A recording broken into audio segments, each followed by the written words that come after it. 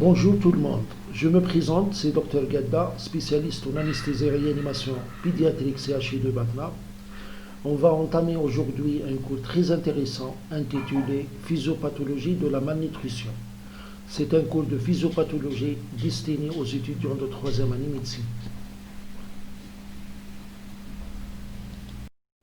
Les objectifs de notre cours est de savoir définir une dénutrition et de reconnaître ses mécanismes physiopathologiques et de savoir poser le diagnostic clinique et étiologique d'une dénutrition. La malnutrition reste malheureusement une entité clinique encore fréquente dans notre pays. Elle doit être dépistée et prise en charge systématiquement à chaque visite médicale, et ce, quel que soit le motif de consultation. Toute variation déséquilibrée des apports par rapport aux dépenses énergétiques et vice-versa entraîne une rupture de l'homéostasie corporelle responsable d'obésité ou de dénutrition.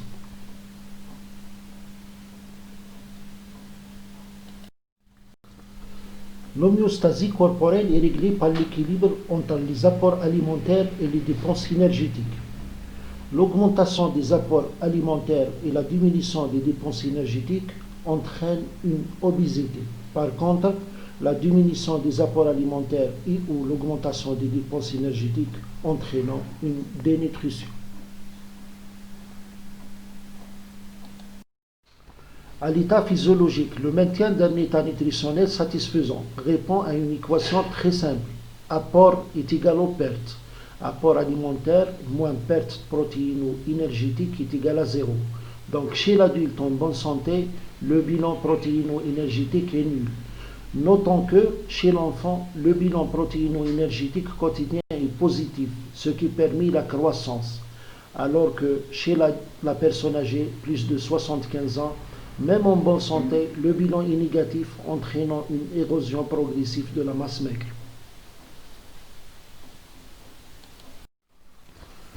La dénutrition résulte soit d'une diminution des apports alimentaires, soit d'une augmentation des dépenses énergétiques, soit d'une combinaison des deux processus. Elle est secondaire à la négativation de bilan protéino-énergétique lors d'une agression. Cette agression peut être en rapport avec des apports insuffisants ou des besoins nutritionnels majorés par une maladie causale ou liée à une réduction de la capacité de l'organisme à utiliser des nutriments. La dénutrition peut préexister surtout en cas de maladie chronique. On peut prendre l'exemple de la bronchopneumopathie chronique obstructive. Les insuffisants respiratoires chroniques sont généralement des dénutris chroniques et cette dénutrition peut s'aggraver sur un mode aigu pendant le séjour hospitalier. Arrivons à la question proprement dite, la physiopathologie de la dénutrition. Il faut savoir que la dénutrition survient sur deux principaux mécanismes, soit sur une diminution des apports alimentaires, soit sur une augmentation des dépenses énergétiques lors d'une agression de l'organisme, en commençant par le premier mécanisme. La carence d'apport énergétique correspond à un état de jeûne prolongé qui entraîne une série de phénomènes adaptatifs. L'organisme a pour objectif de fournir les substrats permettant d'assurer les fonctions essentielles et en particulier le glucose nécessaire au cerveau. On décrit classiquement une succession de 4 périodes correspondant à ces phénomènes adaptatifs au jeûne. La première période qui survient après la prise alimentaire et qui peut durer jusqu'à 12 heures de jeûne s'appelle la période post-absorptive. La prise alimentaire, elle va augmenter la glycémie, elle va augmenter l'insulinémie et la concentration des acides aminés plasmatiques. Le glucose, qui est le principal substrat énergétique à ce stade, est préférentiellement oxydé, mais également stocké sous forme de glycogène. L'augmentation de l'insulinémie est associée à une diminution de la lipolyse endogène, augmentation de la synthèse des lipides, augmentation de la synthèse protéique et diminution de la protéolyse cellulaire. Au-delà de 12 heures de jeûne, survient la période de jeûne de courte durée, qui peut se prolonger jusqu'à 3 à 4 jours. En absence de nouvelles prises alimentaires, la glycémie et l'insulinémie vont décroître. La libération hépatique de glucose augmente, tout d'abord par la voie de la glycogénolyse ou la dégradation de glycogène en glucose. Mais les réserves en glycogène étant limitées, cet épuisement de glycogène va être compensé par l'activation de la néoglycogénèse ou la formation de glucose à partir du substrat non glucidique, principalement par les acides aminés libérés par les muscles. Après une semaine de jeûne, survient la période de jeûne prolongé, où l'organisme va utiliser prioritairement les acides gras libres, avec l'activation de la cytogenèse hépatique à partir des acides gras libres libérés par le tissu adipocytaire. Et la résultante sera la formation des corps cétoniques qui sont des excellents substrats énergétiques et possèdent deux propriétés intéressantes. La capture des corps cétoniques par le cerveau et le muscle est indépendante de l'insuline dont la concentration circulante est basse dans cette situation. Les corps cétoniques diminuent aussi la protéolyse et l'hypercatabolisme protéique, d'où une épargne des protéines. Cette phase peut durer plusieurs semaines, voire plusieurs mois, selon le capital des réserves énergétiques du patient, essentiellement sous forme de réserves lipidiques. La dernière phase est la phase terminale. Durant cette période, le catabolisme protéique se majore de nouveau, avec une reprise de la néoglycogénèse d'intensité très forte, conduisant à une situation terminale pouvant entraîner la mort du patient. Le deuxième mécanisme de survenue de la dénutrition est l'augmentation des dépenses énergétiques lors d'une agression. L'augmentation des dépenses énergétiques est relativement proportionnelle à la sévérité de l'agression, avec 4 degrés de sévérité de l'agression. Le jeûne de courte durée avec cytogenèse est un degré 0.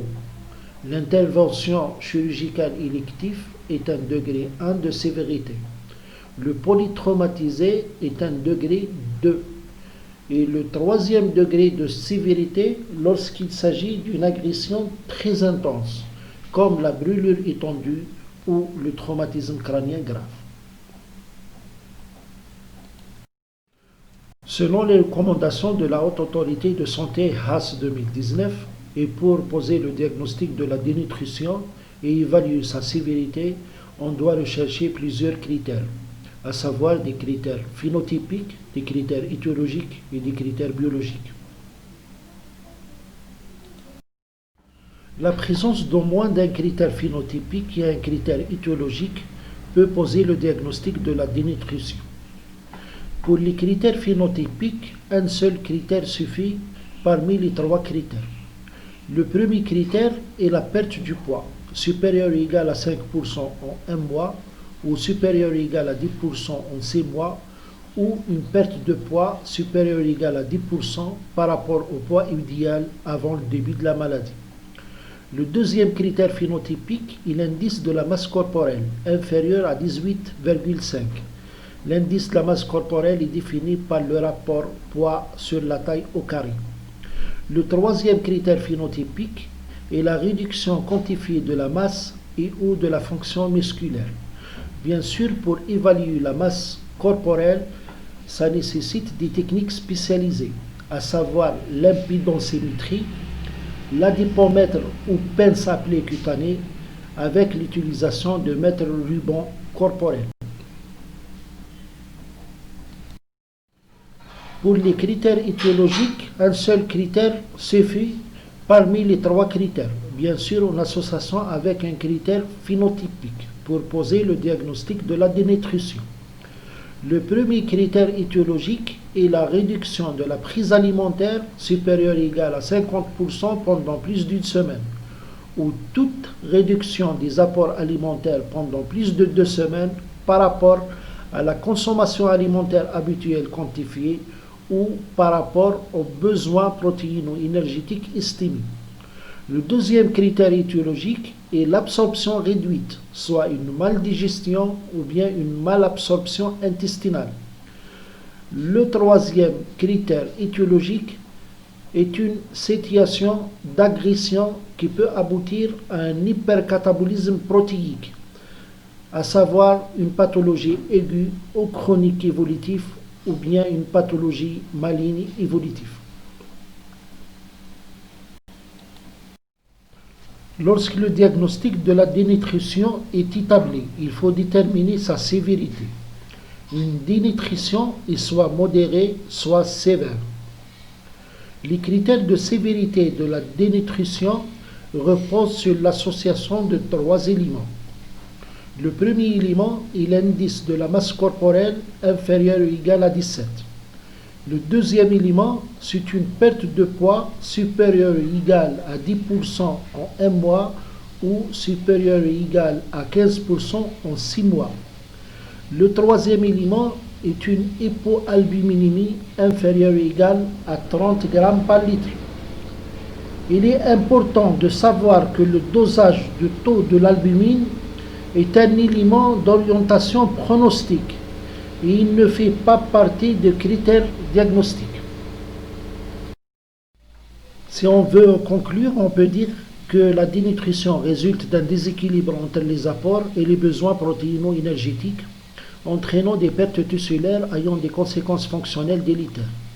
La dénutrition aiguë est la réponse métabolique à l'agression qui peut être d'origine exogène ou endogène, liée à une pathologie aiguë ou chronique. Et merci pour votre attention.